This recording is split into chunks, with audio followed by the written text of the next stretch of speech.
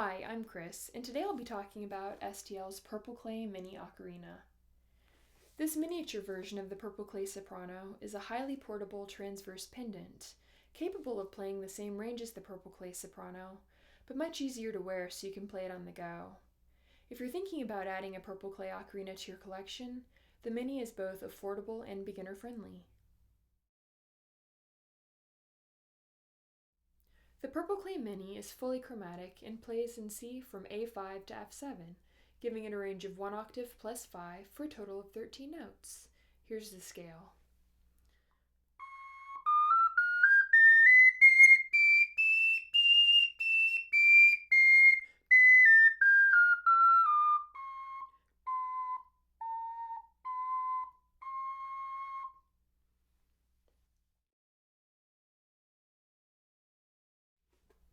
The Purple Clay Mini is about 3 1/4 inches long, and it's about 2 inches wide.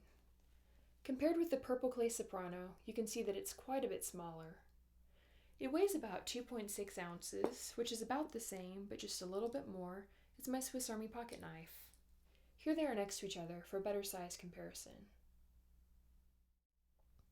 Purple clay, the material used for these ocarinas, is a rare clay found only in Yixing, China, that is valued for its natural beauty and durability.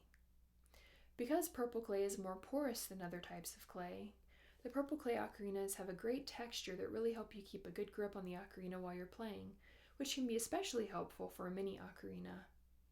I've noticed that glazed ceramic can sometimes become slippery if your fingertips become moist with sweat.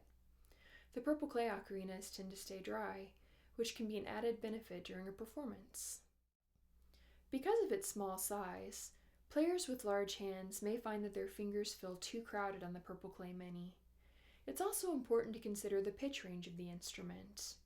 If you have larger hands or if you prefer a deeper tone, I definitely recommend against getting the Purple Clay Mini and even the regular Purple Clay Soprano, because chances are you would probably prefer an alto F, tenor C, or perhaps even a deeper tenor or bass ocarina.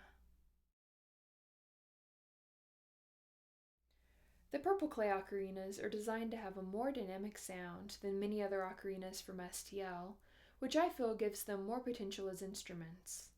To stay on pitch, you'll want to use softer breath on the lowest notes, with an increasing amount of breath going up the scale to the highest notes.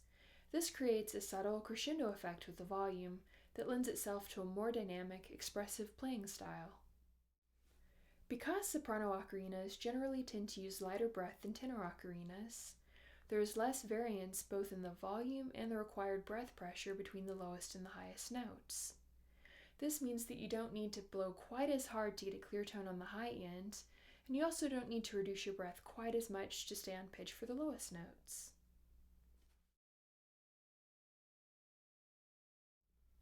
Because the Purple Clay ocarinas require better breath control to stay on pitch, I usually recommend them to intermediate and advanced players or beginners with previous woodwind experience.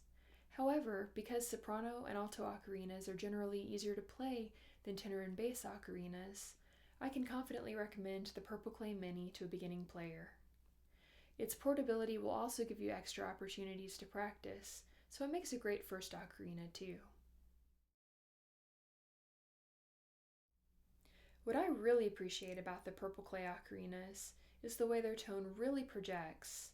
While they aren't necessarily louder in volume than other ocarinas sold by STL, they have the unique ability to sound very clear from further away, both indoors and outdoors. The Mini's tone is very responsive and clean, so when you articulate a note, you arrive at the center of the pitch very quickly. Comparing the tone with the Purple Clay Soprano, I'd say the Mini is a bit brighter and chirpier. I highly recommend using the neck strap that comes with the Purple Clay Mini at all times. Because it's small enough to wear, you may even decide, like I did, to swap it out with one that suits your own style. Even if you don't plan to wear it a lot, the size of the Purple Clay Mini makes it a little trickier to hold, so it's a good safeguard against dropping it. You may need to modify whatever technique you use to play the highest notes to allow for the Purple Clay Mini's smaller size, especially if you're used to playing much larger transverse ocarinas. When I play a larger ocarina, I like to use my right pinky and ring finger to kind of grip the tail of the ocarina to keep it secure for the highest notes. But on a more compact ocarina like the Purple Clay Mini, I keep the ocarina stable with just my right pinky on the side of the ocarina like this, taking care not to cover any of the other fingering holes, and then my left and right thumb can just kind of roll off to play high D and E, and the ocarina stays stable, and you can also more easily lift off for high F. So that's what I like to do, but I'm sure there's many other ways to do it. Every new ocarina requires an adjustment period as you take time to familiarize yourself with the ergonomics and the breath requirements. It may take a little bit of trial and error to figure out which techniques work best on your ocarina. One way you can help expedite this is to play notes or groups of notes 1 octave apart to learn the amount of breath that you need to play each note in tune. Start by playing high C, B, and A, and compare it with low C, B, and A, trying to make sure they sound as much alike as possible.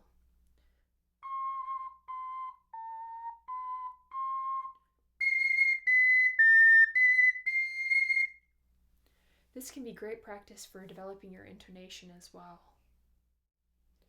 To practice the high notes, try playing low D, E, and F, and compare them with high D, E, and F, again trying to make them sound as close as possible. This can help you discover the correct amount of breath for these notes.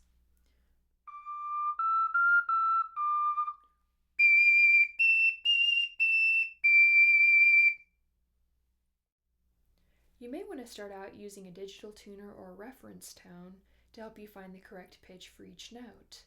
But with practice, learning exactly how much breath to use for each note will eventually become automatic, and then it will become a lot easier to stay on pitch consistently.